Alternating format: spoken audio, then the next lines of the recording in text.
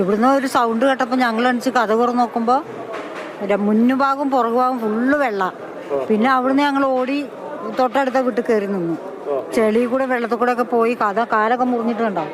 പിന്നെ ഞങ്ങൾ അപ്പുറത്തെ വീട്ടിൻ്റെ ആ സൈഡിൽ നിൽക്കുമ്പോഴാണ് രണ്ടാമത്തെ പൊട്ട് കിട്ടുന്നത്. പിന്നെ എങ്ങനെയൊക്കെയോ ഇനിയിപ്പോൾ അങ്ങോട്ട് പോണത് പരാജയ. ഇപ്പോഴും ചെവിനാ മുഴക്കം പോകുന്നില്ല. രാത്രിയൊക്കെ കിടന്നുറങ്ങുമ്പോൾ അതിങ്ങനെ അടിച്ചു വരുന്ന ആ സൗണ്ട് തന്നെ കേൾക്കുന്ന ചെവിയിലൊക്കെ.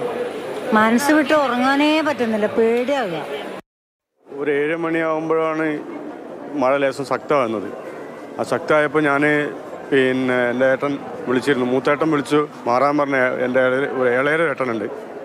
അങ്ങനെ ഞങ്ങൾ ഇട്ട ഡ്രസ്സോട് കൂടി അങ്ങോട്ട് മാറി ഞങ്ങൾ താമസിച്ച ക്വാർട്ടേഴ്സ് മുഴുവൻ പോയി. ഡ്രസ്സ് മാത്രമേ ഉള്ളൂ.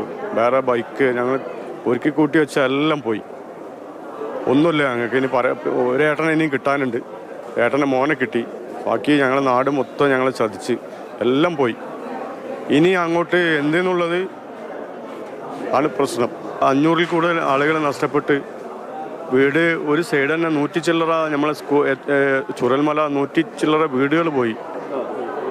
500-ൽ കൂടുതൽ ആളുകൾ പോയിട്ടുണ്ട്. കുറേ ആളുകളെ കിട്ടി. ഇനിയും കുറേ ആളുകളെ കിട്ടാനുണ്ട്.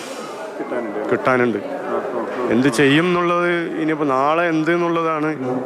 ഇനിയിപ്പോൾ ക്യാമ്പ് എന്ന് പറയുന്നത് ഇവിടെ എല്ലാ ദിവസവും ഉണ്ടാവില്ലല്ലോ. ഇനി എങ്ങനെയാണ് നാളേക്കുള്ളത് ഗവൺമെൻറ്റും എല്ലാം കാണുന്നത് എന്നുള്ളതാണ് ഞാൻ അറിയേണ്ടത്.